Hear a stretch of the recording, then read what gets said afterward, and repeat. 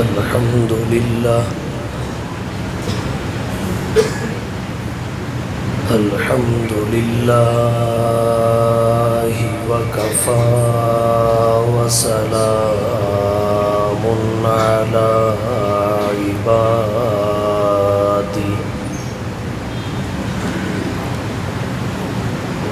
سلام على عباده الذين اصطفى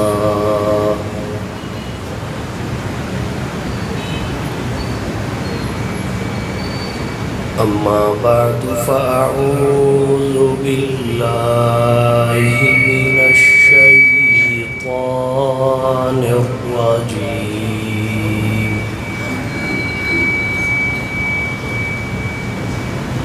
بسم الله الرحمن الرحيم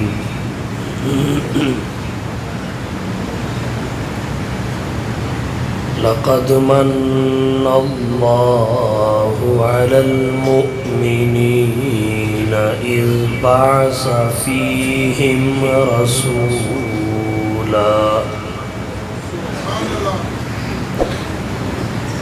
من أنفسهم يتلو عليهم آياته ويزكيهم ويعلمهم الكتاب والحكمة وإن كانوا من قبل لفي ضلال مبين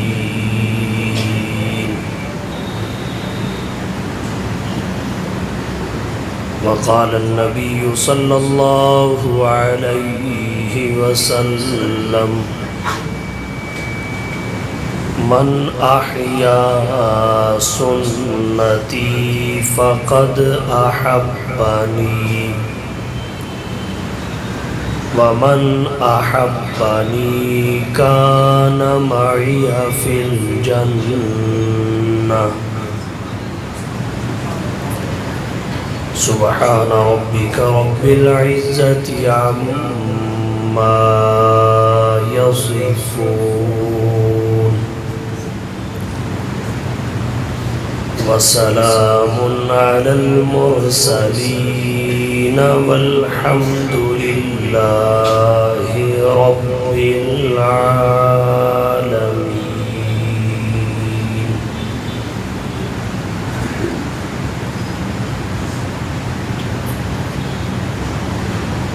انتہائی واجب الاحترام قابل صد تکریم و تعظیم معزز علماء کرام، اساتذہ اعظام، عزیز بھائیوں، دوستوں، بزرگوں، طالب علم ساتھیوں، پہلی مرتبہ جہلم شہر کی اس تاریخی اور عظیم جامع مسجد گنبد والی میں برادر عزیز حضرت مولانا ابو بکر صدیق صاحب اور حضرت مولانا عمر فاروق صاحب دامت برکاتہما کی پرخلوص دعوت پر آپ سے مخاطب ہونے کا شرف حاصل کر رہا ہوں۔ ربیع الاول کا محترم مہینہ ہے، جناب نبی کریم صلی اللہ علیہ وسلم کا ذکر خیر اگرچہ سدا بہار ہے، کوئی وقت اور گھڑی ایسی نہیں ہے جب ذکر مصطفیٰ کا تسلسل ٹوٹا ہو۔ ذکر مصطفیٰ رکا یا تھما ہو، ایسا نہ ہوا ہے نہ ہوگا۔ اس کی وجہ یہ ہے اللہ نے اپنے رسول کے ذکر کو اپنے ذکر کے ساتھ ملا دیا۔ اس ملاپ اور اتصال کا نتیجہ یہ ہے نہ ذکر خدا کا تسلسل ٹوٹ سکتا ہے، نہ ذکر مصطفیٰ کسی آن اور گھڑی رک سکتا ہے۔ مگر اس کے باوجود جیسے ہی ماہ ربیع الاول کا آغاز ہوتا ہے، ذکر مصطفیٰ کی رفتار اور مقدار دونوں میں اضافہ ہو جاتا ہے۔ ہر طرف سے ذکر مصطفیٰ کی گونج آنے لگتی ہے۔ وجہ اس کی یہ ہے سال کے 12 مہینے، ان عدت الشہور عند اللہ 12 شہرا، ان 12 مہینوں میں ربیع الاول وہ مہینہ ہے جس کو حضور کی ذات گرامی کے ساتھ دیگر مہینوں سے بڑھ کر نسبتیں حاصل ہیں۔ جناب نبی کریم صلی اللہ علیہ وسلم کی سیرت ایک سمندر ہے، سمندر بھی ایسا علماء نے لکھا ہے بحر لا ساحل لہ، جس کا کوئی ساحل اور کنارہ نہیں ہے۔ اس کو آسان لفظوں میں یوں کہہ لیجئے، آپ صلی اللہ علیہ وسلم کی سیرت طیبہ کے متعدد پہلو ہیں جنہیں کما حقہ احاطہ تحریر و بیان میں لانا انسانی بساط سے باہر ہے۔ آپ صلی اللہ علیہ وسلم کا زہد و ورع، علم و حکمت، سخاوت و شجاعت، عدالت و شرافت، فہم و ذکا، جود و سخا، بندہ نوازی، غریب پروری، انوارات و برکات، معجزات و مبشرات، غزوات و فتوحات، جلوت و خلوت، سیرت و صورت، سنت و شریعت، نبوت و رسالت اور ختم نبوت، حلیہ، چہرے کی حشاشت و بشاشت، فرحت و مسرت، وجاہت و ملاحت، لمعانیت، نورانیت اور لطافت، الغرض جملہ اوصاف کی امی ہستی ہے۔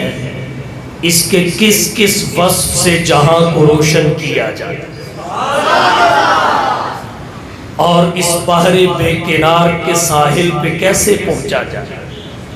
حفیظ جلندری کہتے ہیں آقا تیری سیرت تیری صورت، تیری سیرت تیری صورت، تیرا نقشہ تیرا جلوہ، تبسم گفتگو بندہ نوازی خندہ پیشانی، حفیظ بے نوا کیا ہے گدائے کوچہ الفت، عقیدت کی جبیں تیری مروت سے ہے نورانی۔ البتہ سیرت کی حقیقت ذہنوں میں اتارنے کے لیے اہل علم نے لکھا ہے کہ سیرت طیبہ کے تمام پہلوؤں میں 4 پہلو سب سے نمایاں اور واضح ہیں۔ ان میں ایک آپ کی ولادت کا پہلو ہے، ایک بعثت کا پہلو ہے، ایک ہجرت کا پہلو ہے، ایک وفات اور رحلت کا پہلو ہے۔ یہ نمایاں اور فائق کیوں ہے؟ اس کی بھی ایک وجہ ہے، ان کا فیضان بہت بلند ہے۔ آپ کہیں گے وہ کیا ہے؟ ولادت کا فیضان رحمت ہے۔ حضور دھرتی پہ تشریف لائے، رحمت کے دروازے کھلے، حضور پیدا ہوئے، اللہ نے رحمت کے باب کھول دی۔ حفیظ تائب نے کہا حضور آئے تو سر آفرینش پا گئی دنیا، حضور آئے تو سر آفرینش پا گئی دنیا، اندھیروں سے نکل کر روشنی میں آ گئی دنیا، ستے چہروں کا زنگ اترا، ستے چہروں کا زنگ اترا، بجھے چہروں پہ نور آیا، حضور آئے تو انسانوں کو جینے کا شعور آیا، یتیموں اور ضعیفوں کو پناہیں مل گئیں آخر، حضور آئے تو ذروں کو نگاہیں مل گئیں آخر، خیرت کی شمع افروزی جنوں کی چارہ فرمائی، زمانے کو اسی امی کے صدقے میں سمجھ آئی، ضمیر گر اس در سے نسبت نہ رکھے لوہے پیشانی، تو کشکول گدائی ہے چہ درویشی چہ سلطانی۔ آپ کی ولادت کا فیضان رحمت ہے، حضور آئے تو رحمت کے دروازے کھل گئے۔ بعثت کا فیضان وحی اور شریعت ہے، ہجرت کا فیضان جہاد کی فرضیت، ریاست مدینہ کا قیام ہے۔ آپ کی وفات کا فیضان کیا ہے؟ حضور صلی اللہ علیہ وسلم چونکہ سراپا رحمت ہے، آپ کی ایک ایک گھڑی رحمت، ایک ایک ادا رحمت، نبی کی یاداشت بھی رحمت، نبی کی بھول بھی رحمت۔ حدیث ذوالیدین بخاری شریف جلد اول صفحہ نمبر 99 پر اس کا واضح ثبوت ہے۔ آپ کا جاگنا بھی رحمت، آپ کا سونا بھی رحمت۔ ابو داود شریف باب فی من نام عن صلاۃ او نسیہا فلیصلیھا اذا ذکرھا میں حضرت ابو ہریرہ کی روایت خیبر سے واپسی کی، اس پہ واضح دلیل ہے جس سے قضا نماز کا مسئلہ واضح ہوا۔ اور بخاری کی حدیث میں ہے اللہ کے نبی کے صاحب کی وجہ سے سیدہ صاحب کا مسئلہ واضح ہوا۔ نبی کی دعا بھی رحمت ہے، بد دعا بھی رحمت ہے۔ آپ چونکہ سراپا رحمت ہے، اس لیے نبی کا دنیا میں آنا بھی رحمت ہے، نبی کا دنیا سے جانا بھی رحمت ہے۔ اس لیے آپ کی وفات کا بھی ایک فیضان ہے۔ وفات رسول کا فیضان کیا ہے؟ نبی کی ختم نبوت کا کامل اظہار، کیونکہ آپ کے انتقال کے بعد خلافت کا اجرا ہوا۔ اس کا وعدہ پروردگار نے آیت استخلاف میں پہلے کر لیا، وعد اللہ الذین آمنوا منکم وعملوا الصالحات لیستخلفنہم فی الارض کما استخلف الذین من قبلہم وَلَيُمَكِّنَنَّ لَهُمْ دِينَهُمُ الَّذِي ارْتَضَىٰ لَهُمْ وَلَيُبَدِّلَنَّهُمْ مِن بَعْدِ خَوْفِهِمْ أَمْنًا۔ آیت استخلاف میں جو صحابہ موجود تھے نزول آیت کے وقت، ان میں سے کچھ افراد سے اللہ نے خلافت کا وعدہ کیا، پھر اس وقت جو موجود تھے ان میں سے اللہ نے 4 کو خلافت عطا کی، اپنی اپنی باری پہ عطا کی۔ وعدہ بھی اللہ کا تھا، پورا بھی اللہ نے کیا۔ جب وعدہ کرنے والے بھی اللہ ہیں، پورا کرنے والے بھی اللہ ہیں، تو پھر بات سمجھ لیں، اس کا نمبر اس کے پاس نہیں جا سکتا، اس کا اس کے پاس نہیں آ سکتا۔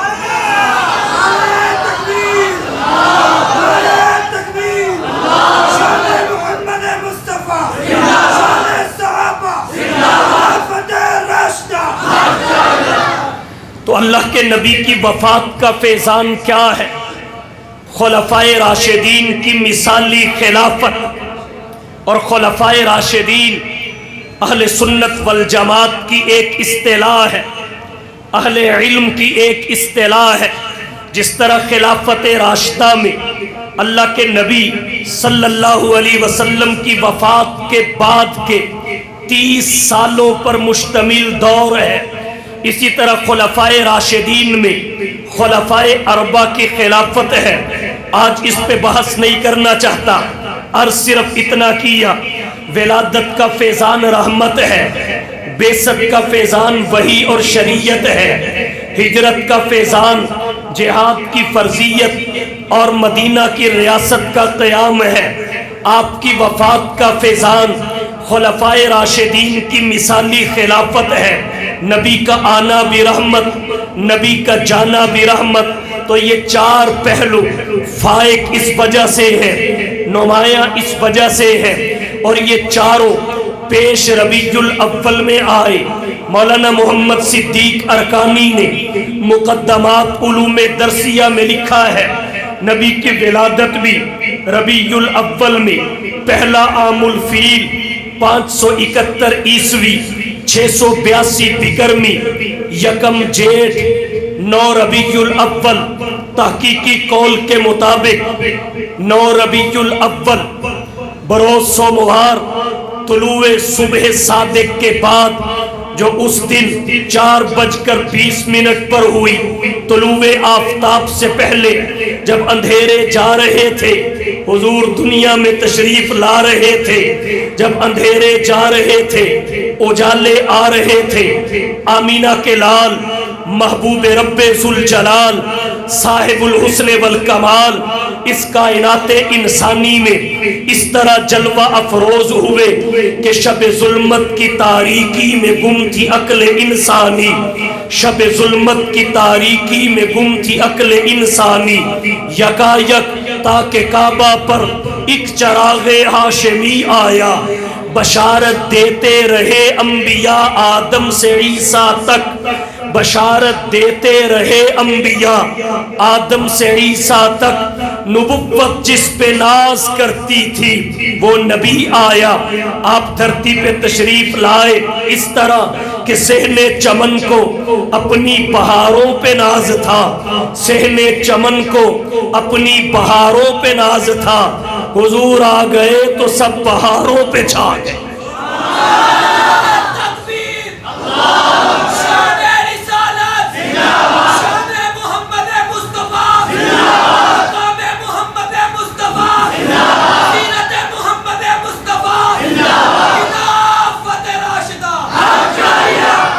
ولادت کا مہینہ بھی ربیع الاول چاروں کے لیے ظرف زمان ہے، نبی کی ولادت بھی ربیع الاول میں، حضور ربیع الاول میں پیدا ہوئے، نبی کی بعثت نزول وحی کا آغاز، پہلی وحی کا نزول ربیع الاول میں، نبی کی ہجرت مدینہ میں ورود مسعود وہ بھی 12 ربیع الاول کو، حضور کی اس دنیا سے وفات اور رحلت وہ بھی 12 ربیع الاول کو، ربیع الاول میں، اور اس کی 12 تاریخ کو کچھ سال پیچھے چلے جائیں تو اس کی دلیل پیش نہیں کرنا پڑتی تھی، ہم 12 وفات ہی سنتے تھے، تو نبی کی ولادت کا مہینہ بھی ربیع الاول، بعثت کا مہینہ بھی ربیع الاول، ہجرت کا مہینہ بھی ربیع الاول، وفات اور رحلت کا مہینہ بھی ربیع الاول، تو یہ نسبت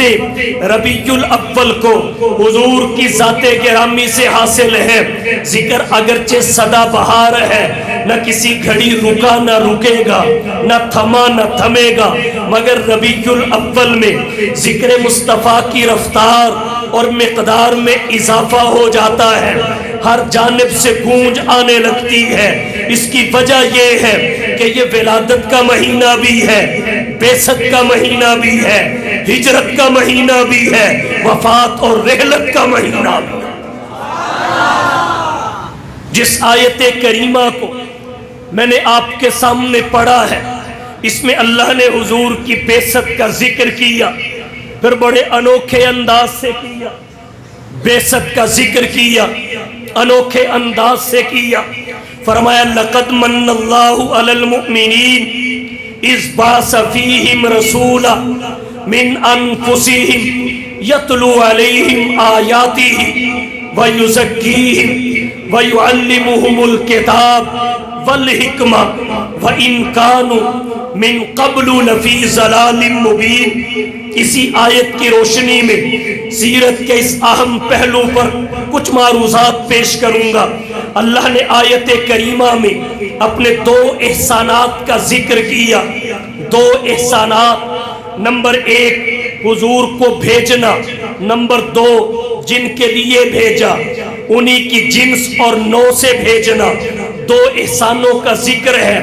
اس کے بعد جسے بھیجا گیا اس کے فرائض منصبی اور دو ذمہ داریوں کا ذکر ہے، اور پھر آخر میں ان ذمہ داریوں کے ساتھ صاحب رسالت کو بھیجنے کی وجہ کا ذکر ہے۔ تو پروردگار عالم نے یہ امور خمسہ اس آیت کریمہ میں ذکر کیے، دو احسانات اور بھیجے گئے کی دو ذمہ داریاں، ایک بھیجنے کی وجہ۔ آئیے تفصیلات میں چلتے ہیں۔ فرمایا لقد من اللہ علی المؤمنین، البتہ تحقیق اللہ نے انعام فرمایا اہل ایمان پر۔ کب؟ اذ بعث فیہم رسولا، جب ان میں ایک رسول بھیجا۔ اللہ نے ایک احسان کا ذکر کیا کہ اللہ نے مصطفیٰ کو بھیج کر اہل ایمان پر احسان فرمایا ہے۔ سوال پیدا ہوتا ہے حضور کی ذات گرامی فقط مومنوں مسلمانوں کے لیے نہیں بلکہ دنیا بھر کے انسانوں کے لیے ہے۔ فرمایا قل یا ایھا الناس انی رسول اللہ الیکم جمیعا، اے روئے زمین کے انسانوں میں تم سب کی طرف اللہ کا رسول بن کے آیا ہوں۔ پھر لفظ الناس اس وجہ سے آیا کہ آپ کی لائی ہوئی تعلیمات شرعی احکامات کا مکلف چونکہ انسان ہے، اس وجہ سے الناس آیا۔ جو انسانیت کے ایک ایک فرد پہ صادق آتا ہے وہ نبی کی امت میں اجابت میں ہو تب، وہ نبی کی امت دعوت میں ہو تب، وگرنہ آپ کی ذات گرامی فقط انسانوں تک بھی محدود نہیں ہے بلکہ جہانوں کے لیے ہے۔ وما ارسلناک الا رحمۃ للعالمین۔ تو سوال پیدا ہوتا ہے پروردگار عالم نے علی المؤمنین کہہ کے اس احسان کی حد بندی کیوں کی ہے، کس اعتبار سے کی ہے، جبکہ حضور کی ذات گرامی فقط مومنوں مسلمانوں کے لیے نہیں، اس سے آگے بڑھ کے فقط انسانات کے لیے نہیں بلکہ جنات کے لیے بھی ہے۔ حضور صلی اللہ علیہ وسلم جہاں انسانات کے نبی وہیں جنات کے نبی، حیوانات کے نبی، نباتات کے نبی، جمادات کے نبی، حشرات کے نبی، زمین کی پستی کے نبی، آسماں کی بلندی کے نبی، زمین و سما کے نبی، کون و مکاں کے نبی، بر و بحر کے نبی، شمس و قمر کے نبی، لوح و قلم کے نبی، شجر و حجر کے نبی، خشک و تر کے نبی، شام و سحر کے نبی، سورج کی حرارت کے نبی، چاند کی برودت کے نبی، ستاروں کی کہکشاؤں کے نبی، گلستانوں کے سبزوں کے نبی، سمندروں کی چولانیوں کے نبی، دریاؤں کی روانیوں کے نبی، پہاڑوں اور چٹانوں کی مضبوطیوں کے نبی، ذروں کے نبی، صحرا کے نبی، قطروں کے نبی، دریا کے نبی، تحت الثری کے نبی، سدرۃ المنتہا کے نبی، عرش العلا کے نبی، اور کہنا چاہوں گا باقی فقط نبی، آپ نبیوں کے بھی نبی، باقی فقط رسول، آپ رسولوں کے بھی رسول، باقی فقط پیغمبر، آپ پیغمبروں کے بھی پیغمبر، باقیوں کی نبوت محدود، آپ کی نبوت غیر محدود، باقیوں کی فقط نبوت، آپ کے ساتھ ختم نبوت، باقیوں کی فقط امت آپ کی خیر الامت، مرسلین کے پاس کتاب اللہ، خاتم المرسلین کے پاس کلام اللہ، باقیوں کا کلمہ امتوں نے پڑھا، آپ کا آدم تا عیسیٰ نبوتوں نے پڑھا، اور لَتُؤْمِنُنَّ بِهِ وَلَتَنْصُرُنَّهُ کہہ کر انبیاء کو پابند کیا گیا کہ مصطفیٰ پہ ایمان لانا تمہارے لیے ضروری ہے۔ تو دیگر انبیاء کا کلمہ امتوں نے پڑھا، امام الانبیاء کا نبوتوں نے پڑھا، دیگر انبیاء نے امامت امتوں کی کروائی، امام الانبیاء نے شب معراج نبوتوں کی کروائی، دیگر انبیاء کے پاس فقط شفاعت کا اعزاز، خاتم الانبیاء کے پاس شفاعت کبریٰ و عظمیٰ کا تاج، دیگر انبیاء کا معراج امتحان کی صورت میں، امام الانبیاء کا معراج انعام کی صورت میں، دیگر انبیاء کا معراج بھی فرش زمین پہ، محمد کا معراج بھی عرش بری۔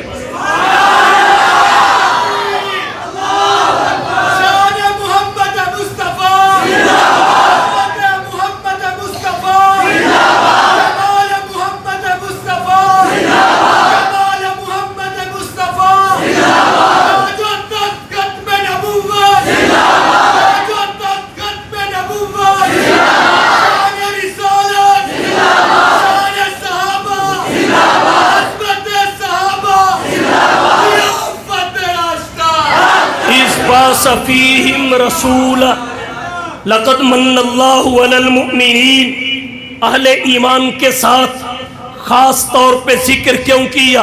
وجہ یہ ہے اگرچہ حضور کی ذات گرامی محدود نہیں ہے، وما ارسلناک الا رحمۃ للعالمین، مگر مومنوں کی حوصلہ افزائی کے لیے، حوصلہ افزائی کے لیے، چونکہ اس احسان کی قدر صحیح معنوں میں اہل ایمان نے کی، اس لیے ان کی حوصلہ افزائی کے لیے فرمایا گویا یہ اللہ کا احسان در حقیقت اہل ایمان پہ ہی ہے۔ اہل علم تشریف فرما ہے، جیسے قرآن کریم کے اصل حقیقت کے بیان کی باری آئی تو فرمایا ھدی للناس، حقیقت اور کنوں کی باری آئی فرمایا ھدی للناس، لیکن اس سے نفع اٹھانے والوں کا جب ذکر کیا گیا تو فرمایا ھدی للمتقین، یہ متقین کے لیے ہدایت ہے۔ یہاں بھی اہل ایمان کی ویسے ہی حوصلہ افزائی اور ایک پہلو کو پیش نظر رکھتے ہوئے احسان کو محدود کیا گیا، جیسے وہاں ھدی للمتقین میں کیا گیا لقد من اللہ علی المؤمنین، البتہ تحقیق اللہ نے بے بدل احسان فرمایا اہل ایمان پر کب؟ فرمایا اذ بعث فیہم رسولا، جس وقت ان میں ایک رسول بھیجا، ایک رسول بھیجا۔ یہاں بہت ساری بحثیں ہیں، سب سے پہلی بحث یہ کروں گا، اللہ نے یہ نہیں فرمایا اذ ولد فیہم مولودا، بلکہ فرمایا اذ بعث فیہم رسولا، جس وقت ان میں ایک رسول بھیجا، گویا نبی کی ولادت کا نہیں بعثت کا ذکر کیا۔ توجہ ہے سب کی؟ میں یہ نہیں کہتا نبی کی ولادت احسان نہیں، کلی ہو تو پھول بنتا ہے، کلی ہو تو پھول بنتا ہے، کھلے تو خوشبوؤں سے ماحول مہکتا ہے۔ نبی کی ولادت بھی احسان ہے۔ ہمارے اکابر نے نبی کی ولادت پر، ولادت سے پہلے کے حالات پر، وقت ولادت کے انوارات پر مستقل کتابیں لکھی ہیں۔ حکیم الامت مجدد الملت حضرت مولانا اشرف علی صاحب تھانوی رحمہ اللہ کی نشر الطیب فی ذکر النبی الحبیب اٹھا لیجئے۔ میں یہ نہیں کہتا نبی کی ولادت اللہ کا احسان نہیں ہے، نبی کی ولادت بھی احسان ہے۔ کیسے احسان نہیں ہے؟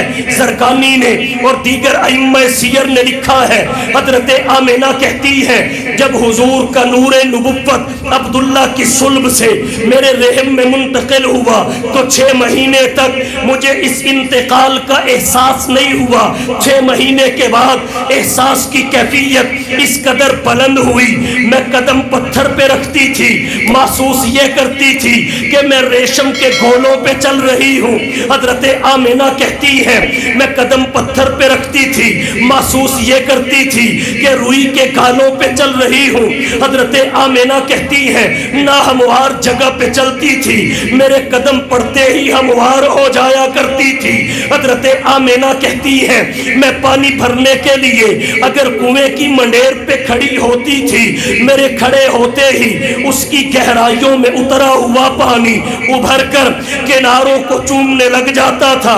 حضرت آمینہ کہتی ہیں جب میں درختوں کے قریب سے گزرتی تھی، پتھروں کے قریب سے گزرتی تھی تو بڑا انقلاب محسوس ہوتا تھا۔ میں پہاڑوں کے قریب سے گزرتی تھی، پتھر سلام کہتے تھے۔ میں درختوں کے قریب سے گزرتی تھی، درختوں کے پتے، ٹہنیاں اور شاخیں بھی مجھے سلامیاں دیا کرتے تھے۔ جب مصطفیٰ کی ولادت کا وقت قریب آیا، ستارے مجھ پہ جھک آئے تھے۔ جب مصطفیٰ میرے بطن سے جدا ہوئے تو میرے بطن سے ایک نور نکلا جس کی روشنی مشرق و مغرب میں پھیلی، اور میں نے سرزمین بطحا پہ بیٹھ کر شام اور بصرا کے محلات کو دیکھ لیا۔ جب مصطفیٰ دھرتی پہ تشریف لائے، کسرا کے محل میں زلزلہ آیا، محل کسرا کے 14 کنگرے اور گنبد گر پڑے، بحیرہ ساوا خشک ہو گیا، نہر فرات نے زیر زمین راستہ بنا لیا۔ مجوس کی 1000 سال سے روشن آگ آتش قدہ فارس جو ایک لمحے کے لیے نہ بجھی تھی، یک بیک بجھ گئی۔ جب مصطفیٰ پیدا ہوئے تو کعبۃ اللہ نور سے بھر گیا۔ جب مصطفیٰ پیدا ہوئے تو بیت اللہ کی سرزمین پہ جتنے بت تھے سب نے سر جھکا دیے۔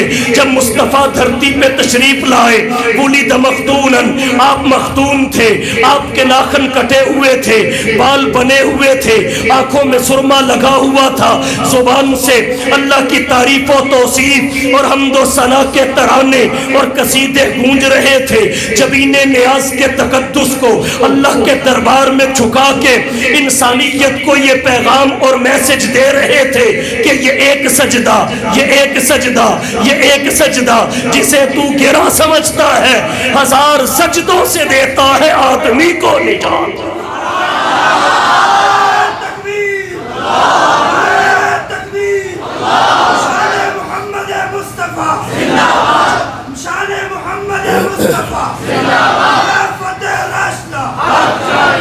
ولادت کیوں احسان نہیں ہے؟ نبی کی ولادت نے ہی ہمیں توحید سمجھا دی ہے۔ نبی کی ولادت نے ہی توحید سمجھا دی ہے۔ بعثت نے تو جب سمجھائی سو سمجھائی، بعثت نے تو جب سمجھائی سو سمجھائی۔ نبی کی ولادت سے توحید سمجھ آ گئی۔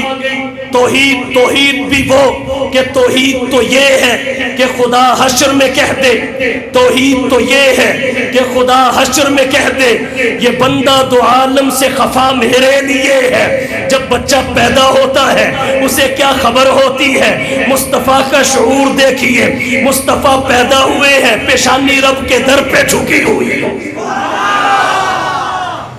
مصطفیٰ پیدا ہوئے ہیں، پیشانی رب کے در پہ جھکی ہوئی ہے۔ اب بھی اگر کوئی نہ سمجھے تو کب سمجھے گا؟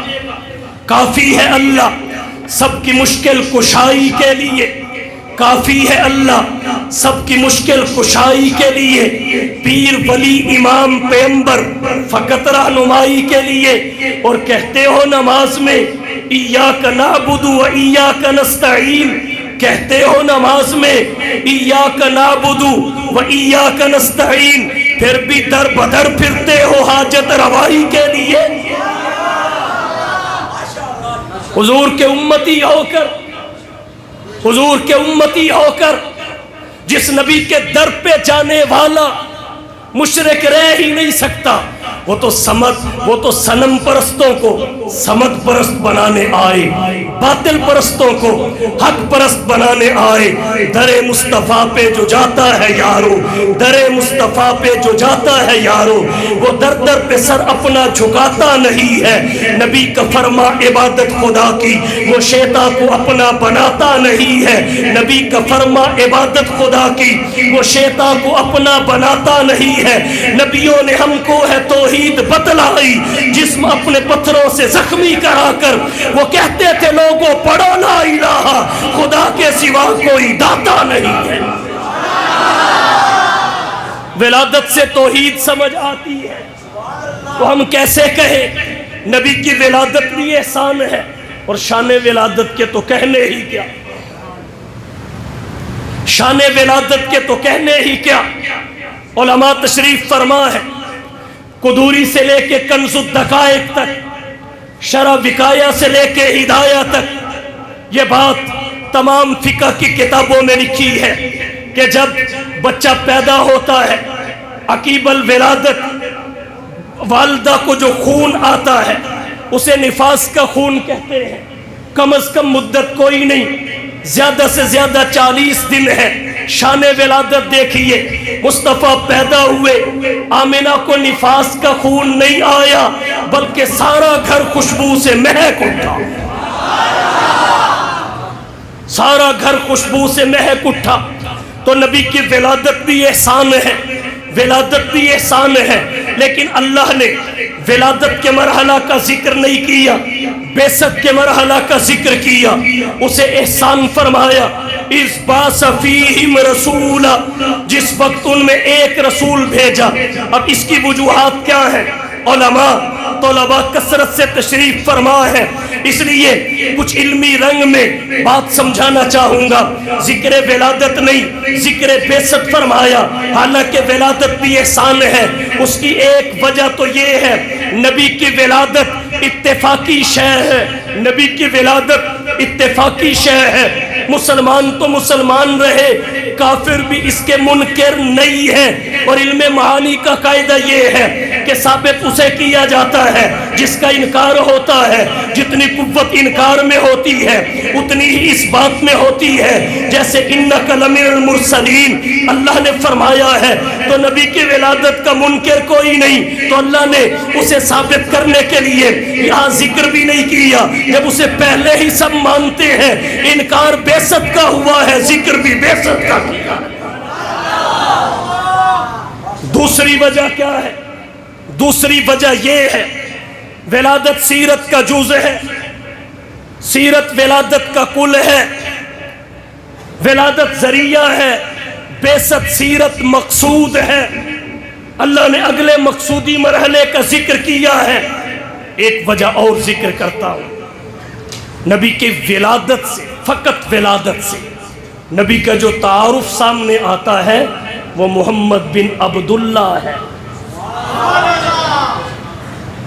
وہ محمد بن عبداللہ ہے۔ اور نبی کی بعثت سے جو تعارف سامنے آتا ہے وہ محمد الرسول اللہ ہے۔ اور محمد بن عبداللہ تو آپ کو سبھی مانتے تھے، تکلیف انہیں محمد الرسول اللہ کی تھی۔ اٹھائیے بخاری، تبھی حدیبیہ کے صلح نامہ سے انہوں نے رسول اللہ کٹوا کر ابن عبداللہ لکھوایا تھا، کٹوا کر۔ تو اللہ نے ذکر اس وجہ سے بعثت کا کیا ہے۔ ایک بات اور کہتا ہوں، وہ یہ کہ ہماری عملی زندگی کا تعلق نبی کی بعثت سے ہے، نبی کی بعثت سے، نبی کی ولادت، شان ولادت، یہ تو آپ کے امتیازات میں آتا ہے۔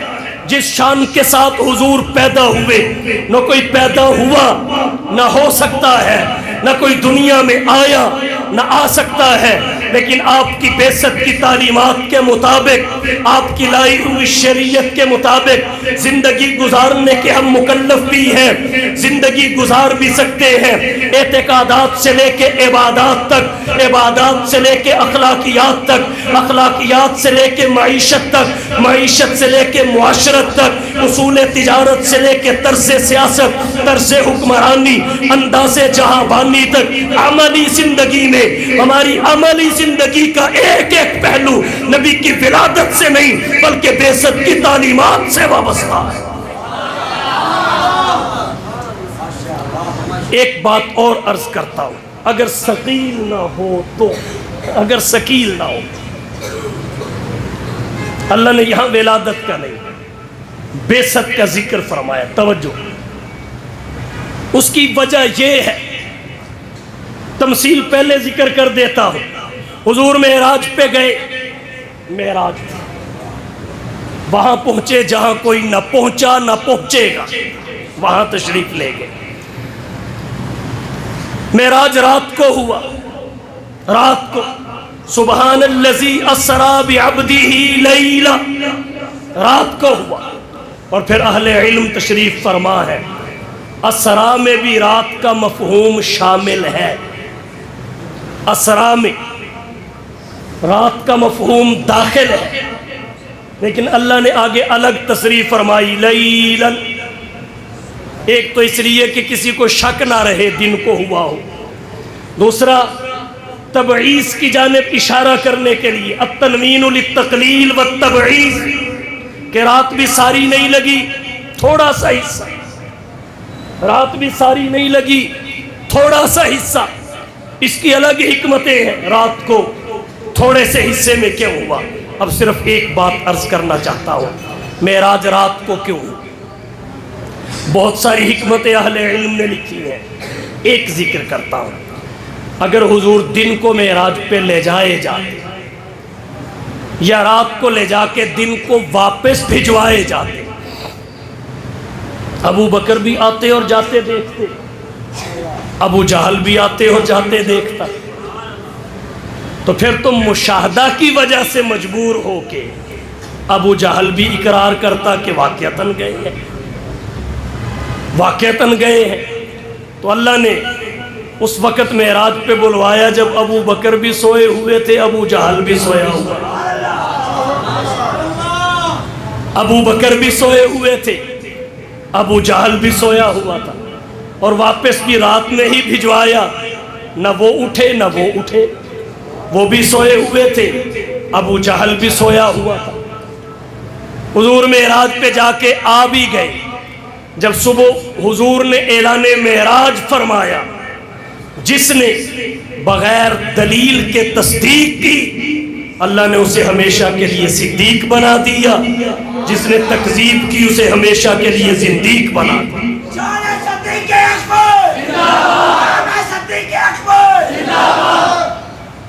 رات کو کیوں ہوا؟ تاکہ صدیق اور زندیق میں فرق ہو جائے۔ صدیق اکبر، تیری صداقت پہ کیسے کس کو کلام ہوگا؟ صدیق اکبر، تیری صداقت پہ کیسے کس کو کلام ہوگا؟ کہ دونوں عالم میں بعد نبیوں کے اونچا تیرا مقام ہوگا۔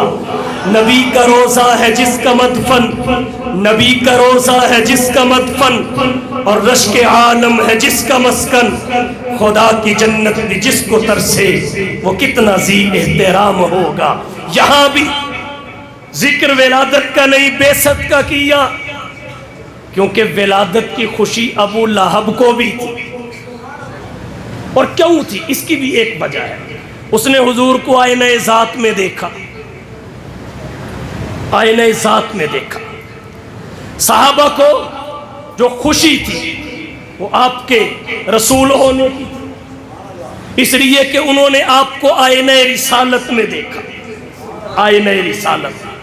ابو لہب نے آئینہ ذات میں کیوں دیکھا؟ چچا تھا، بھتیجا پیدا ہوا، مرحوم بھائی کا بیٹا پیدا ہوا، بھتیجا آیا، اور خاندان کے افراد کو، خاندان کے رشتہ دار کے گھر بچہ پیدا ہونے کی خوشی ہوتی ہے، اس کے عہدے پہ، منصب پہ، مستقبل پہ نظر نہیں ہوتی، اپنے خاندان کا چشم و چراغ آیا ہے، تو اس نے دیکھا آئینہ ذات میں۔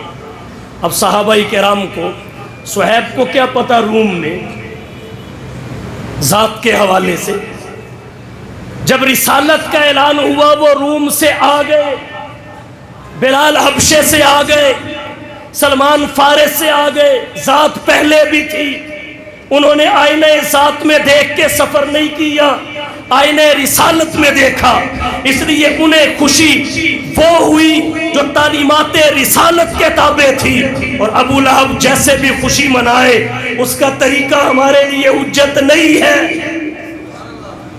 آج تو وہ بھی خوشی نہیں ہے، نہ جانے کہاں سے کہاں نان سٹاپ ہے، اس کی دوڑ میں اضافہ ہوتا جا رہا ہے، مختلف طرز، اضافے، تبدیلیاں۔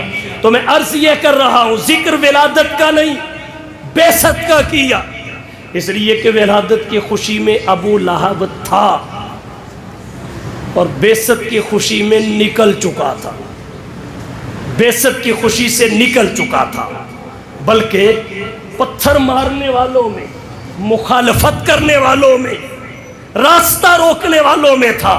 اب بھی اگر سمجھ نہ آئے، جس کا حوالہ بڑے شوق اور فخر سے دیتے ہیں، تو میں کہتا ہوں صحابہ کی جماعت پہ عدم اعتماد ہو گیا۔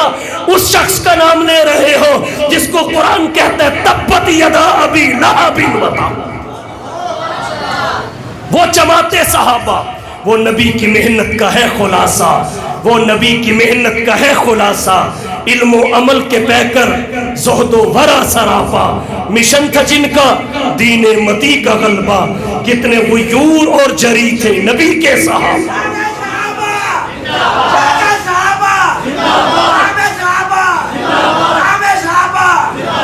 اس لیے ذکر بعثت کا کیا، فرمایا اذ بعث فیہم رسولا، جس وقت ان میں ایک رسول بھیجا۔ توجہ، ایک نقطہ اور عرض کرتا ہوں، اذ بعث فیہم رسولا، رسولا نکرہ مانا ایک رسول، ایک رسول بھیجا، ایک رسول۔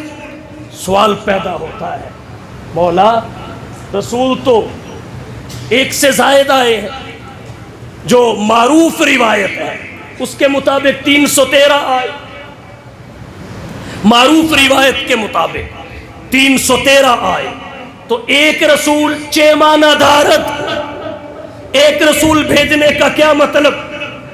بہت سارے جواب اہل علم نے لکھے۔ ایک یہ 312 بنی اسرائیل میں آئے، جو 313واں تھا وہ بنی اسماعیل میں آیا، وہ ایک ہی تھا، اللہ نے اسی کا ذکر فرمایا، وہ ایک ہی تھا، اللہ نے اسی کا ذکر فرمایا۔ پھر اس بعث فیہم رسول، ایک رسول، فقط ایک بات اور اٹھاتا ہوں، باقی وجوہات چھوڑتا ہوں۔ رسول تو اور بھی ہے، لیکن جو شان اسے دے کر بھیجا گیا وہ شان اور کسی کی نہیں ہے، اس شان میں یہ اکیلا ہے۔ محمد مصطفیٰ کے واسطے، محمد مصطفیٰ کے واسطے کیا کیا سعادت ہے، نبوت ہے، رسالت ہے، قیادت ہے، امامت ہے۔ عرب کے اندر وہی معظم، عرب کے اندر وہی معظم، عجم کے اندر وہی مکرم، وہ فخر آدم امان عالم، امین محکم رسول اکرم۔ یہ ایک ہی ہے جو اپنی شان کے ساتھ آیا، جو شان اس کی ہے وہ کسی کی نہیں، اس شان میں یہ اکیلا ہے، اکیلا ہے، وہ شان اور کسی کی نہیں ہے۔ خلق کے سرور شافی محشر صلی اللہ علیہ وسلم، خلق کے سرور شافی محشر صلی اللہ علیہ وسلم، مرسل داور خاص پیغمبر صلی اللہ علیہ وسلم، نور مجسم نیر اعظم سرور عالم مونس آدم، نوح کے ہمدم خضر کے رہبر صلی اللہ علیہ وسلم، رہبر موسیٰ ہادی عیسیٰ، تارک دنیا شافع عقبہ، ہاتھ کا تکیہ خاک کا بستر صلی اللہ علیہ وسلم، راہ میں کانٹے جس نے بچھائے، گالیاں دی پتھر برسائے، اس پہ چھڑکی پیار کی شبنم صلی اللہ علیہ وسلم، سم کے عوض دارو شفا دی، تان سنے اور نیک دعا دی، زخم سہے اور بخشا مرہم صلی اللہ علیہ وسلم، بحر سخاوت کان مربت، آئین رحمت شافی امت، مالک جنت قاسم کوثر صلی اللہ علیہ وسلم، دولت دنیا خاک برابر، ہاتھ کے خالی دل کے تونگر، مالک کشور تخت نہ افسر صلی اللہ علیہ وسلم۔ اپنی شان کے اکیلے، اپنی شان کے اکیلے، وہ نبیوں میں رحمت لقب پانے والا، وہ نبیوں میں رحمت لقب پانے والا، مرادیں غریبوں کی برلانے والا، اپنے پرائے کا غم کھانے والا، وہ مصیبت میں غریبوں کے کام آنے والا، فقیروں کا ملجا ضعیفوں کا ماوا، یتیموں کا والی غلاموں کا مولا، خطا کار سے درگزر کرنے والا، وہ بد اندیش کے دل میں گھر کرنے والا، اپنی شان کا اکیلا۔ اب آپ کی شان کے کیا کہیں، کس کس پہلو کو ذکر کیا جائے؟ شان مصطفیٰ کے، ولد مختونا، ولد مختونا، پیدا ہوئے تو مختون تھے، ما بقا ظلہ علی الارض، سایہ تو تھا مگر زمین پہ نہیں پڑتا تھا کہ نبی کے سائے پہ بھی کسی کا قدم آ جائے، ما ظہر بولہ علی الارض، اللہ نے نبی کے بولو براز کو بھی کسی کے سامنے ظاہر نہیں ہونے دیا. لم یجلس الذباب علیہ قط، نبی کے جسم انور پہ مکھی بھی کبھی نہ بیٹھی. ولم یتصاعب قط، جمائی بھی کبھی نہ آئی. لم یہرب دابۃ رکبہا قط، جس سواری پہ قدم رکھ دیا اس نے نافرمانی کبھی نہ کی. لم یہرب دابۃ رکبہا قط، سواری نہ فرمان کبھی نہ ہوئی. ولم یحتلم قط، سوتے ہوئے کبھی بھی کپڑے ناپاک نہیں ہوئے. کان اذا جلس بین قوم قطفاہ اعلی منہ، جب آپ کسی مجلس میں بیٹھتے کوئی کتنا ہی دراز قد کیوں نہ ہوتا وہ مصطفیٰ سے چھوٹا آپ سب سے لمبے دکھائی دیتے. حالانکہ نبی کا قد گھنا لمبا نہیں تھا. صحابہ کہتے ہیں کان النبی صلی اللہ علیہ وسلم وسط الجسم، نبی کی جسامت درمیانی تھی. لیس بالطویل، آپ گھنے لمبے نہیں تھے. ولا بالقصیر، گھنے چھوٹے بھی نہیں تھے بلکہ آپ درمیانی جسامت کے تھے. لیکن شان نبوت کی کیا ہے؟ کان اذا جلس بین قوم قطفاہ اعلی منہ، جب آپ کسی مجلس میں بیٹھتے تو سب مصطفیٰ سے چھوٹے آپ سب سے لمبے دکھائی دیتے تھے. صاحب مشکات نے حدیث ذکر کی کان ینظر من خلفہ کما ینظر من امامہ. حدیث کے شارحین کہتے ہیں جیسے ہی حضور نماز میں آتے تو ابتدا سے انتہا تک شان مصطفیٰ کی یہ ہوتی تھی جیسے آگے سے دیکھتے ویسے ہی پیچھے سے دیکھتے. امام بخاری اور دیگر محدثین نے لکھا ہے تنام عیناہ ولا ینام قلب، جب مصطفیٰ سوتے آپ کی فقط آنکھیں سوتی دل جاگتا. یہی وجہ ہے غیر نبی سوئے اس کا وضو ٹوٹ جاتا ہے، آمینہ کے لال سوئے وضو برقرار رہتا ہے کیونکہ آپ کی فقط آنکھیں سوتی ہیں، دل اس لمحے بھی جاگتا ہے. جب حضور کا انتقال پرملال ہوا، وفات حسرت آیات ہوئی، صحابہ کی مقدس جماعت کہہ رہی تھی حضور وفات پا چکے ہیں. حضرت عمر بن خطاب رضی اللہ تعالی عنہ ماننے کو تیار نہیں تھے. اس اختلاف کی وجہ کیا ہے؟ محقق علماء فرماتے ہیں اختلاف کی وجہ یہ ہے کہ صحابہ کی نظریں مصطفیٰ کی آنکھوں پہ تھی اور آنکھیں سو جاتی تھی، اور حضرت عمر کی نظر مصطفیٰ کے دل پہ تھی اور دل مصطفیٰ بیدار رہتا ہے. شان کے کیا کہنے؟ اس باس فیہم رسولا، جس وقت ان میں ایک رسول بھیجا. کیا مطلب؟ اپنی شان میں اکیلا، اپنی شان میں اکیلا ایک رسول. تو ایک احسان اللہ کا یہ ہے کہ آپ کو بھیجا. یہاں ایک نقطہ اور عرض کرنا چاہوں گا، توجہ. رسول تو اللہ نے اور بھی بھیجے، کسی کی بعثت پر بیان احسان کا یہ طرز، انداز، اسلوب اختیار نہیں کیا جو حضور کی بعثت پر کیا. وجہ کیا ہے؟ توجہ. وجہ یہ ہے دیگر انبیاء کے آنے سے، مرسلین کی بعثت سے قصر نبوت کی فقط تعمیر ہوئی. دیگر کے تشریف لانے سے قصر نبوت کی فقط تعمیر ہوئی اور حضور کے آنے سے تکمیل ہو گئی. اس تکمیل نبوت کو ہی ختم نبوت کہتے ہیں. کیونکہ دیگیں تو تبھی چڑھتی ہیں نا جب فیتا کٹتا ہے، اور فیتا کب کٹتا ہے؟ جب تعمیر مکمل ہوتی ہے. تو اللہ نے بھی احسان کا یہ انداز اور اس کامل طریقے سے بیان مصطفیٰ کی بعثت پہ کیا ہے.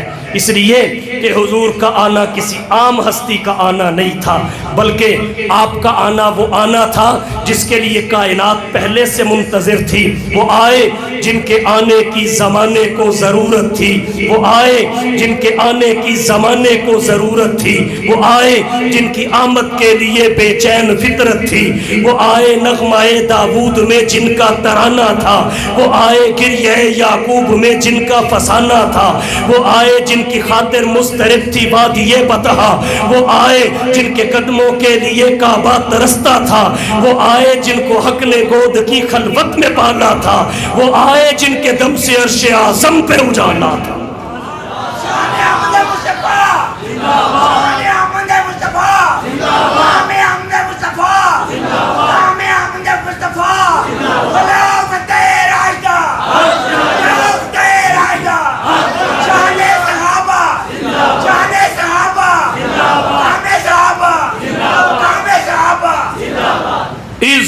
وَبَعَثَ فِيهِمْ رَسُولًا، جس وقت ان میں ایک رسول بھیجا، ایک رسول. تو ایک احسان اللہ کا یہ ہے کہ آپ کو رسول بنا کر بھیجا، اور ایک احسان یہاں آیت میں اور بھی ہے. وہ کیا ہے؟ من انفسہم، جن کے لیے بھیجا انہی کی جنس اور نوع سے بھیجا. جن کے لیے بھیجا انہی کی جنس اور نوع سے بھیجا. اگر نہ ہوتے ان کی جنس اور نوع سے بالفرض والمحال، قضیہ فرضیہ کے طور پر نہ ہوتے، تو پھر آپ فرض کر لیں جبریل بھی کیوں نہ ہوتے، جبریل بھی کیوں نہ ہوتے، ہمارے لیے نمونہ نہ بن پاتے، ہمارے لیے نمونہ نہ بن پاتے. کیوں؟ اس لیے کہ ان کے جذبات وہ نہیں جو ہمارے ہیں، ان کے احساسات وہ نہیں جو ہمارے ہیں، ان کی ضروریات وہ نہیں جو ہماری ہیں، تو ہمارے لیے نمونہ کیسے بنے؟ اور آپ کی شریعت کا خاصہ یہ ہے، اس میں فقط علمی نمونے پہ اکتفا نہیں کیا گیا، اس میں عملی نمونہ بھی ہے، اس میں قول ہی نہیں فعل بھی ہے، قال ہی نہیں حال بھی ہے، علم ہی نہیں عمل بھی ہے، لائبریری ہی نہیں لیبارٹری بھی ہے، تھیوری ہی نہیں پریکٹیکل بھی ہے. وہ کیسے پریکٹیکل بنتے؟ ہمیں بھوک لگتی ہے، جبریل کو نہیں لگتی. چلو بھوک کو بھی چھوڑو، ہم کھاتے پیتے ہیں، جبریل کھا پی ہی نہیں سکتے. بعجل حنیذ، فرشتوں کے لیے کھا پی ہی نہیں سکتے فرشتے. بھوک چھوڑو، کھا پی ہی نہیں سکتے، ہم کھاتے پیتے ہیں. تو جب وہ کھا پی ہی نہیں سکتے تو روزے کی حقیقت کیسے عملی طور پہ سمجھاتے؟ قصر نماز کا مسئلہ کیسے سمجھ آتا؟ ان کے لیے تو آپ 48 میل کی بات کرتے ہیں، وہ تو پلک جھپکنے کی مدت میں زمین سے آسمان، آسمان سے زمین کے کئی چکر لگا لیتے ہیں. ان کے لیے تو وہاں تک مشکل نہیں، تو قصر نماز تو اڑ گئی. کیسے نمونہ بنا؟ جبریل کے نہ اصول ہیں نہ فروع ہیں. ہمارے اصول بھی ہیں، فروع بھی ہیں. کبھی زندگی میں اصول دنیا سے رخصت ہو گئے، کبھی فروع کی جدائی کا صدمہ بھی دیکھ لیا، فروع کی جدائی کا صدمہ بھی دیکھنا پڑ گیا. اب صدمے کے وقت بندے کی حالت کیا ہوتی ہے؟ جبریل کیا جانے، فرشتے کیا جانے؟ یہ تو وہی ہستی جان سکتی ہے. دھرتی پہ آنے سے پہلے والد کا سایہ سر پہ نہیں تھا. چلنے پھرنے کی عمر کو پہنچے تو والدہ کا سایہ بھی اٹھ گیا. ایک وقت آیا چچا بھی جاتا رہا، دادا بھی جاتے رہے. جس کی زندگی میں پھوپھیوں نے انتقال کیا، 3 بیٹیوں نے انتقال کیا، 3 بیٹے دنیا سے رخصت ہوئے، تو پیاروں کی جدائی پہ غم اور صدمے کی کیفیت کیا ہوتی ہے؟ جبریل کے نہ اصول ہیں نہ فروع ہیں. جبریل کو کیا معلوم یہ صدمہ کیا ہوتا ہے؟ وہ کیسے رہنمائی کرتے، عملی رہنمائی کیسے کرتے؟ یہاں تو وہی ہستی رہنما ہو سکتی تھی کہ اگر صحابی نبی کی خدمت میں آ کے بھوک کی شکایت کرتے ہوئے اپنے پیٹ سے کپڑا اٹھا کے دکھائے، حضور میرے پیٹ پہ پتھر بندھا ہوا ہے، تو نبی اپنے پیٹ سے کپڑا اٹھا کے دکھائے، تیرے پیٹ پہ 1 بندھا ہے، محمد کے پیٹ پہ 2 بندھے. تو ایک احسان اللہ کا یہ ہے کہ اللہ نے آپ کو رسول بنا کے بھیجا، اور دوسرا احسان یہ ہے جن کے لیے بھیجا انہی کی جنس اور نوع سے بھیجا. من انفسہم. تو اب اپنی جنس اور نوع کو دیکھ کے نبی کی جنس اور نوع کو سمجھ لیں. اور پھر اقبال کو پڑھ لیں جو کہتا ہے، فرشتہ مجھ کو کہنے سے میری تحقیر ہوتی ہے، فرشتہ مجھ کو کہنے سے میری تحقیر ہوتی ہے، میں مسجود ملائک ہوں، مجھے انسان رہنے. یہاں ایک بات اور تتمے کے طور پہ کہہ دیتا ہوں، حضور ذات کے لحاظ سے بشر ہی نہیں، سید البشر ہے. ذات کے لحاظ سے بشر ہی نہیں، سید البشر ہے. اور صفات کے لحاظ سے نور ہی نہیں بلکہ نورانیوں کے لیے بھی محل رشک ہے. اب نور اور بشر کا تعارض اور تضاد ختم ہوا، اس لیے کہ جب جہت بدل جائے تو تناقض ویسے اٹھ جاتا ہے.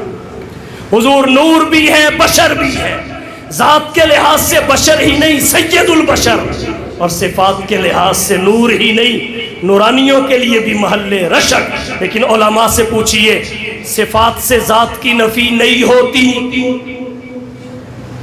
صفات سے ذات کی نفی نہیں ہوتی، ذات پھر بھی ثابت رہتی ہے، تو مصطفیٰ کی بشریت کا انکار کسی صورت نہیں ہو سکتا۔ تو اللہ کا دوسرا احسان من انفسہم، کہ جن کے لیے بھیجا انہی کی جنس اور نوع سے بھیجا۔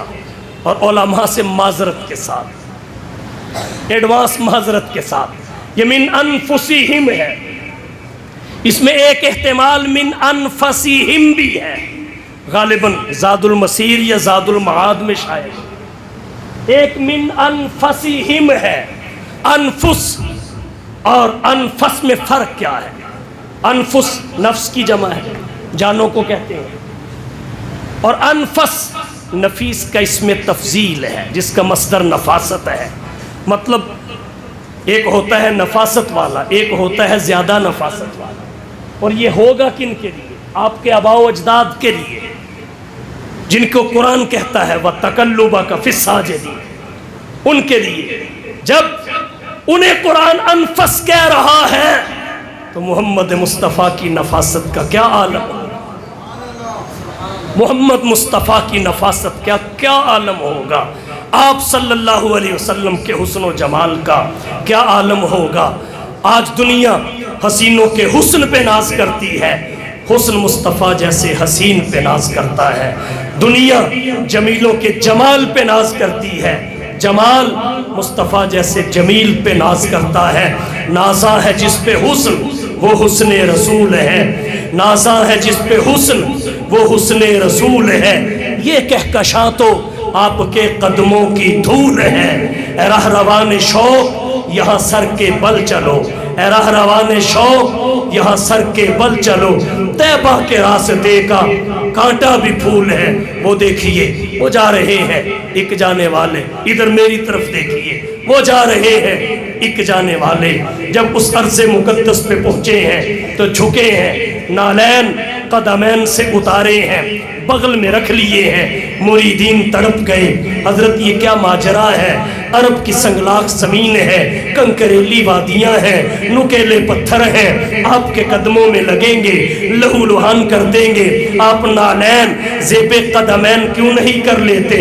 تو عشق رسول سے معمور کردار کے حامل گل، بانی دار العلوم دیوبند، حجت الاسلام والمسلمین، قاسم العلوم والخیرات، منبع فیوز و برکات، صاحب آب حیات، حضرت مولانا محمد قاسم نانوتوی رحمت اللہ علیہ فرماتے ہیں، لوگوں تمہیں کیا پتا، اس عرص مقدس کے ادب کا تقاضا تو یہ ہے کہ نانوتوی یہاں جوتے اتار کے ہی نہیں بلکہ پلکوں کے بل چل کے جاتا، لیکن کیا کروں میری بساط سے باہر ہے، اس لیے جوتے ہی اتار کے بغل میں رکھ لیے ہیں کہ نانوتوی کا جوتا صدیوں کے بعد اس عرص مقدس پہ نہ لگ جائے۔ جس عرص مقدس کی شان یہ ہے کہ اس پہ محمد مصطفیٰ، احمد مجتبیٰ، حبیب کبریا، فخر الانبیاء، سید الورا، شمس الضحیٰ، بدر الدجا، رہبر و رہنما، لا یمکن الثنا، مکین گنبد خضرا، بلغ العلا، کشف الدجا، راحت العاشقین، شفیع المذنبین، رحمت للعالمین کے وہ مبارک قدم لگے جن کی شان فقط فرش زمین پہ لگنا ہی نہیں ہے، عرش بری پہ جانا بھی ہے۔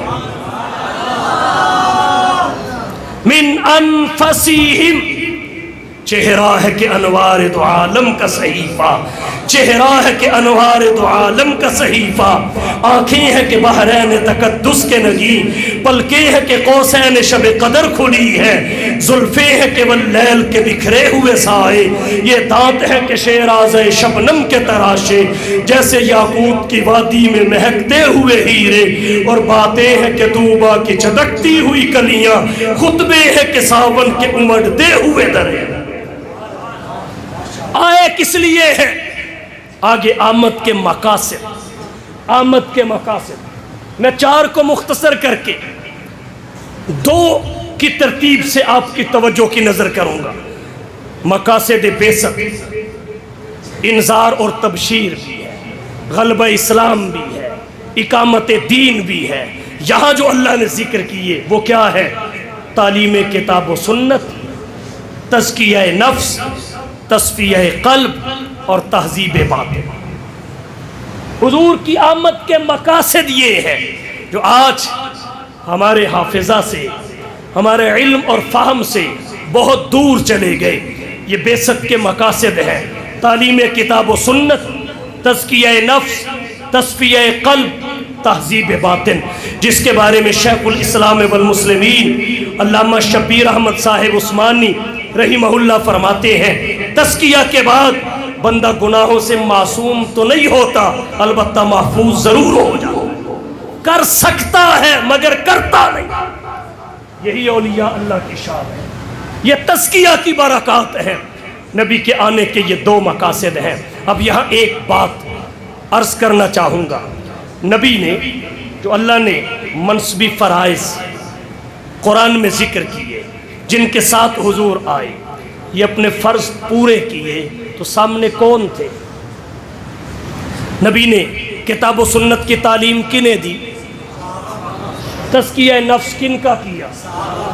تو اب بتائیے، صحابہ ہی وہ جماعت ہے کہ نہیں جن سے بڑا استاد کسی جماعت کا نہیں؟ صحابہ کا استاد کائنات کا استاد ہے، انبیاء کا استاد ہے، معلم انسانیت ہے۔ تو جب صحابہ کا استاد سب سے بڑا ہے تو وہ شاگرد سب سے بڑے ہوئے کہ نہ ہوئے؟ کتنے احمق ہیں وہ لوگ جو کہتے ہیں ہم رجال و نحن رجال، وہ بھی بندے ہم بھی بندے۔ بھئی اگر یہ کلیہ لے لیا جائے تو پھر تو انبیاء بھی بندے ہیں، پھر تو انبیاء بھی بندے ہیں۔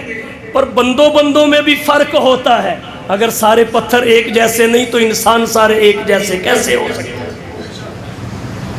وَالْيَاقُوتُ حَجَرٌ لَا كَالْحَجَرِ، یاقوت بھی پتھر ہے لیکن ایسا کہ کوئی پتھر اس جیسا نہیں ہے۔ تو صحابہ کرام وہ مقدس نفوس ہیں کہ بعد کی ساری انسانیت مل کے بھی ان کی گرد راہ کو نہیں پہنچ سکتی۔ مانا وہ انبیاء کی طرح پوری انسانیت سے افضل نہیں ہے، پر یاد رکھیے انبیاء کے بعد پوری انسانیت سے افضل ضرور ہے۔ انبیاء کی طرح پوری انسانیت سے افضل نہیں ہے، مگر انبیاء کے بعد پوری انسانیت سے افضل ضرور ہے۔ مانا وہ معصوم نہیں ہے مگر محفوظ، مغفور، عند اللہ مقبول ضرور ہے۔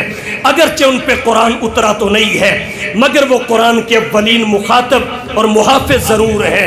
اگرچہ وہ اسلام کے اوامر و نواہی کے موجد تو نہیں ہے مگر اسلام کے اولین ناقل اور شارع ضرور ہے۔ مانا وہ ربوبیت اور نبوت کے درمیان واسطہ تو نہیں ہے مگر نبوت اور امت کے درمیان واسطہ ضرور ہے۔ جو نبی سے پڑھتے ہیں امت کو پڑھاتے ہیں، نبی سے سیکھتے ہیں امت کو سکھاتے ہیں، نبی سے سنتے ہیں امت کو سکھاتے ہیں، نبی سے پاتے ہیں امت کو بتاتے ہیں، ان کے لیے حضور نے فرمایا اصحابی کالنجوم فبأیہم اقتدیتم اہتدیتم۔ راہ ملتی ہے شب کو تاروں سے، راہ ملتی ہے شب کو تاروں سے، اور ہدایت ملتی ہے نبی کے یاروں سے۔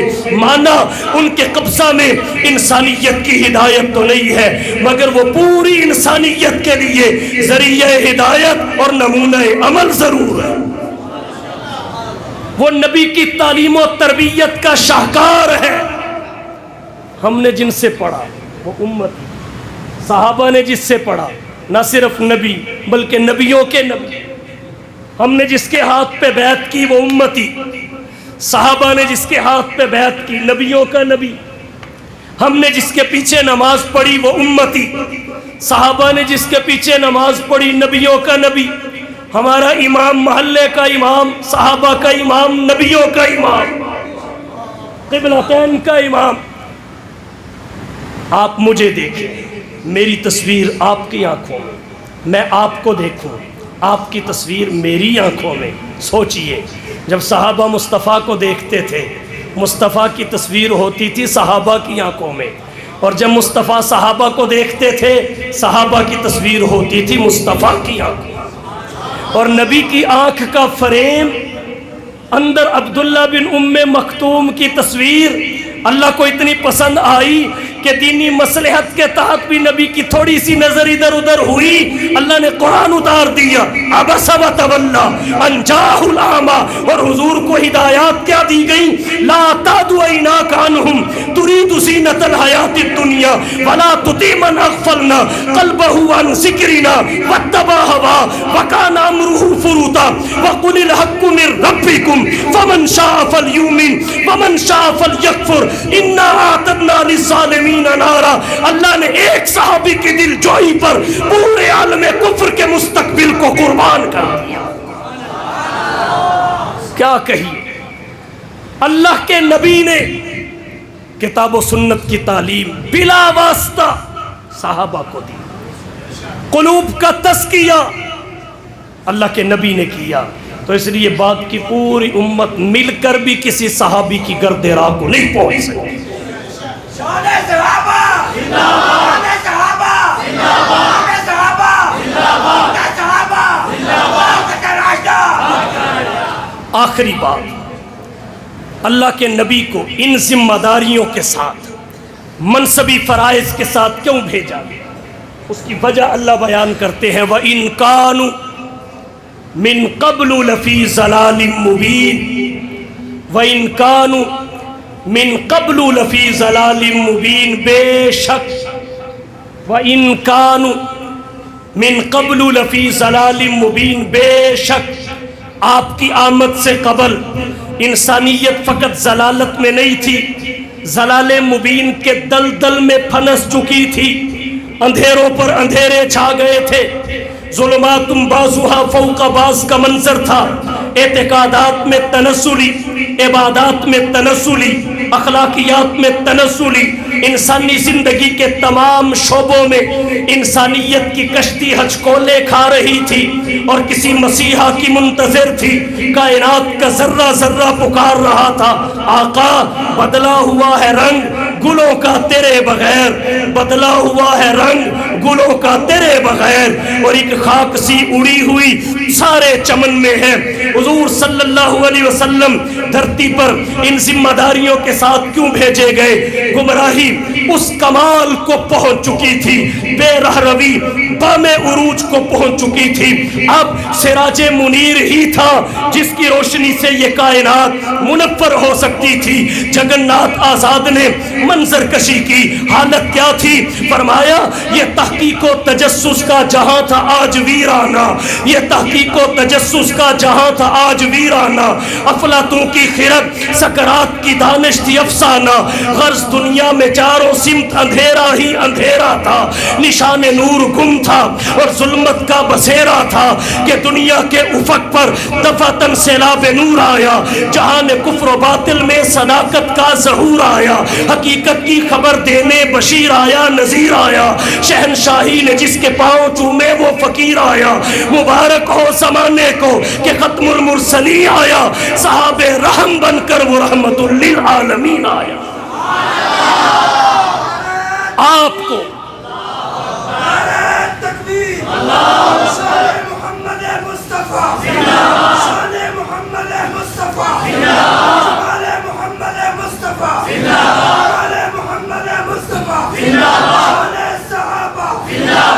ہمارے بزرگ تو اس سے آگے کی بات کہتے ہیں، لیکن ان حالات کے تناظر میں کہتا ہوں جن کا میں نے ذکر کیا، حضور کا آنا ہی بنتا تھا، ان حالات میں حضور کا آنا ہی بنتا تھا، ان اندھیروں کو آپ ہی مٹا سکتے تھے۔ اس لیے ڈاکٹر اقبال رحمہ اللہ نے کہا یہ پھول نہ ہوتا تو کلیوں کا تبسم بھی نہ ہوتا، یہ پھول نہ ہوتا تو کلیوں کا تبسم بھی نہ ہوتا، یہ گل نہ ہوتا تو بلبل کا ترنم بھی نہ ہوتا، نقش ہستی پہ یہ غنچے بھی پریشان ہوتے، رخت بردوش پہ سب دست و گریباں ہوتے، خیمہ افلاک میں پھر سے تشدد ہوتا، بزم توحید کے نعروں میں تردد ہوتا، نہ دست و جبل توحید کے حدیخہ ہوتے، نہ مزین تیرے ذکر سے بیاباں ہوتے، حصول وحی میں موسیٰ طور پر پہنچے، پر کیا عجب جو وحی تیرے حضور پر پہنچے۔ آپ کا آنا ہی بنتا تھا، آپ کا آنا ہی بنتا تھا، آپ کا آنا ہی بنتا تھا۔ کیوں؟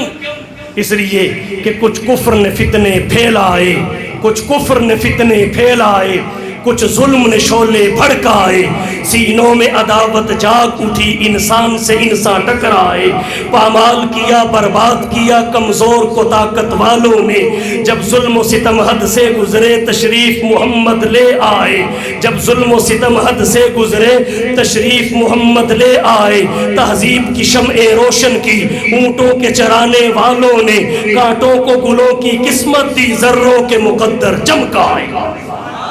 وَإِن كَانُوا مِن قَبْلُ لَفِي ضَلَالٍ مُبِينٍ۔